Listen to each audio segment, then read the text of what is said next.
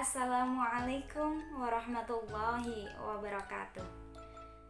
Yang terhormat Ibu Dr. Dailatus Syamsiah SAG, MAG, selaku dosen pengampu mata kuliah studi Al-Quran dan Hadis, dan juga teman-teman yang ada di rumah dan dimanapun berada, semoga tetap diberikan perlindungan dan keselamatan oleh Allah Subhanahu wa Ta'ala. Sebelumnya, saya ingin mengucapkan terima kasih banyak kepada Ibu Dai yang sudah memberikan kesempatan kepada saya untuk bisa berbagi kepada teman-teman tentang pendidikan keimanan kepada Nabi Muhammad SAW melalui tafsir Al-Quran surat Al-Imran ayat 159 dan surat Al-Baqarah ayat 128 sampai 129. Al-Quran merupakan wahyu Allah Subhanahu wa Ta'ala yang telah memberikan banyak perubahan bagi kehidupan manusia, salah satunya melalui pendidikan. Pendidikan adalah sarana strategis yang dapat mengangkat derajat kemanusiaan dari keterpurukannya, sebagaimana yang terjadi pada zaman jahiliyah. Pendidikan juga dapat mengantarkan manusia untuk meraih kejayaan. Selain itu, pendidikan juga dapat membentuk kepribadian manusia sebagai sebuah keniscayaan, di mana ketika keimanan seseorang telah mantap, maka akan diaktualisasikannya untuk mengerjakan amal kebaikan. Sebaliknya, jika amal keburukan yang terus-menerus dilakukan oleh seseorang, itu merupakan sebuah tanda tidak adanya keimanan dalam hatinya dan belum sempurnanya sebuah keimanan. Sampai saat ini, pendidikan juga masih menjadi faktor utama dalam kemajuan zaman. Umat Islam mampu mengkaji Al-Quran secara mendalam dengan bekal penalaran atas dasar kebesaran Allah Subhanahu wa Ta'ala. Akan tetapi, jika umat Islam mengalami kemandekan berpikir, tentu akan tergerus oleh zaman. Selain itu, jika umat Islam hanya mengandalkan akalnya saja atau penalarannya saja tanpa mengkaji Al-Quran secara mendalam, maka fenomena-fenomena kemerosotan iman akan terus-menerus terjadi.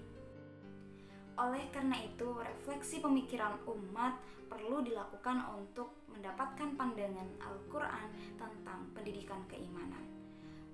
Al-Quran surat Al-Imran ayat 159 dan surat Al-Baqarah ayat 128 sampai 129 menunjukkan bahwa Nabi Muhammad SAW memberikan keteladanan kepada umatnya untuk menjadi manusia-manusia yang memiliki sifat ketuhanan atau insan kamil.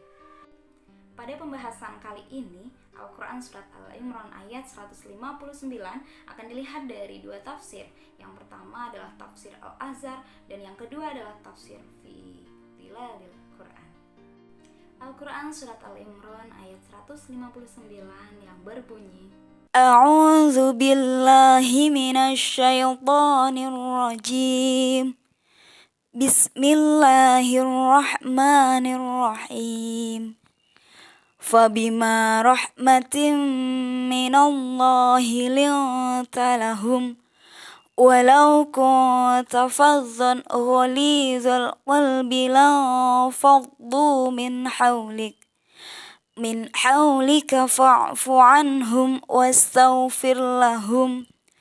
واستغفر لهم وشاورهم في الأمر فإذا عزمت فتوكل على الله innallaha yuhibbul mutawakkilin, yang artinya, maka berkat rahmat Allah engkau Muhammad berlaku lemah lembut terhadap mereka.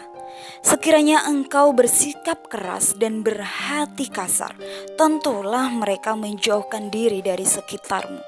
Karena itu, maafkanlah mereka dan mohonkanlah ampunan untuk mereka dan bermusyawarahlah dengan mereka dalam urusan itu. Kemudian, apabila engkau telah membulatkan tekad, maka bertawakallah kepada Allah. Sungguh, Allah mencintai orang yang bertawakal. Ayat ini diturunkan di kota Madinah setelah perang Uhud selesai.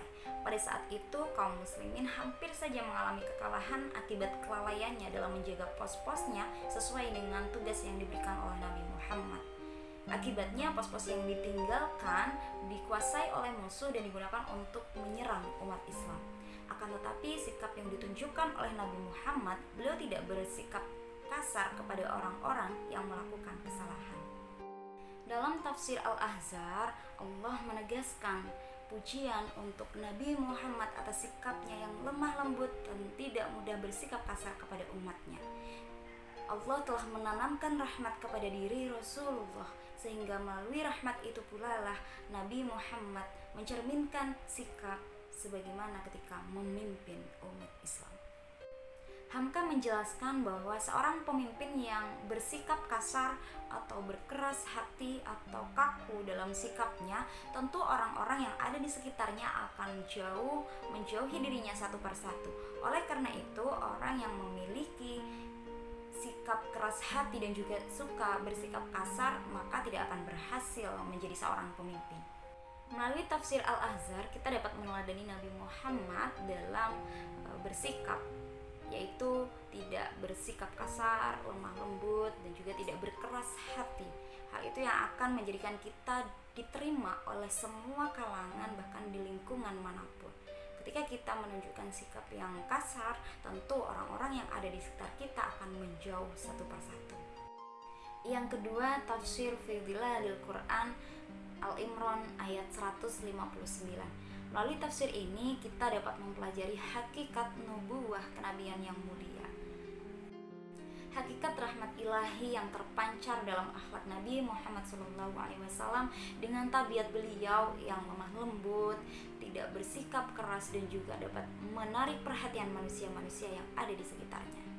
Hakikat selanjutnya yaitu pokok peraturan yang menjadi landasan dalam kehidupan manusia harus berdasarkan musyawarah dengan prinsip keterikatan semua pihak untuk menjalankan hasil musyawarah tersebut. Selanjutnya, hakikat tawakal yang ada dalam surat Al-Imran ayat 159 adalah ketika kita sudah melaksanakan semuanya termasuk berdasarkan musyawarah dalam menentukan keputusan, maka hal terakhir yang dapat kita jalankan sebagai umat manusia adalah mengembalikan segala urusan kepada Allah Subhanahu wa Ta'ala. Pembahasan selanjutnya Al-Quran Surat Al-Bara'ah ayat 128 sampai 129 dengan dua tafsir, yaitu tafsir Al-Misbah dan juga tafsir Ibnu Katsir. Laqad ja'akum rasulun min anfusikum azizun 'alaihi ma 'anittum harisun 'alaikum bil mu'minina raufur rahim. Fa in tawallaw faqul hasbiyallahu la ilaha illahu alaihi tawakkaltu wa huwa rabbul arsyil azim. Yang artinya, sungguh telah datang kepadamu seorang rasul dari kaummu sendiri. Berat terasa olehnya penderitaan yang kamu alami. Dia sangat menginginkan keimanan dan keselamatan bagimu, penyantun dan penyayang terhadap orang-orang yang beriman. Maka jika mereka berpaling dari keimanan, maka katakanlah, Muhammad, cukuplah Allah bagiku, tidak ada Tuhan selain Dia, hanya kepadanya aku bertawakal, dan Dia adalah Tuhan yang memiliki arsy atau singgasana yang agung. Al-Quran Surat Al-Bara'ah diturunkan ketika perang Tabuk terjadi. Pada saat itu banyak kaum muslimin yang mendapatkan ujian, di mana Rasulullah mengajak kaum muslimin untuk melakukan jihad dengan melakukan perjalanan yang jauh dan medan yang sangat sulit. Dengan keterbatasan makanan, akhirnya ketika biasanya waktu panen kurma tiba orang-orang bisa santai menikmatinya, mereka diminta untuk menginfakkan hartanya untuk melakukan jihad tersebut. Maka dari sinilah orang-orang diuji, manusia diuji mana yang benar-benar beriman dan mana yang termasuk golongan orang munafik. Melalui tafsir Al-Misbah dijelaskan bahwa sikap Rasulullah ketika bersama para sahabatnya, bersama para kaumnya, beliau turut merasakan apa yang diderita oleh kaumnya. Beliau menginginkan keimanan dan keselamatan bagi orang-orang yang mengikutinya. Selanjutnya, tafsir Ibnu Katsir menjelaskan bahwa sifat Nabi Muhammad selain penyantun dan penyayang, beliau juga selalu bertawakal kepada Allah apapun ujiannya, meyakini bahwa Allah lah yang memberi kecukupan. Dengan kalimat penutup, tidak ada Tuhan selain Dia dan hanya kepadanya aku bertawakal. Terakhir dari saya, iman dan amal bagaikan jasad dan ruh yang tidak dapat dipisahkan. Pembentukan kepribadian manusia adalah sebuah keniscayaan. Pendidikan iman melalui Al-Quran surat Al-Imran ayat 159 dan surat Al-Baro'ah ayat 128 sampai 129. Semoga kita dapat meneladani sifat-sifat yang ada dalam diri Rasulullah SAW. Kurang lebihnya mohon maaf dan terima kasih banyak atas perhatiannya. Wallahu a'lam. Wassalamualaikum warahmatullahi wabarakatuh.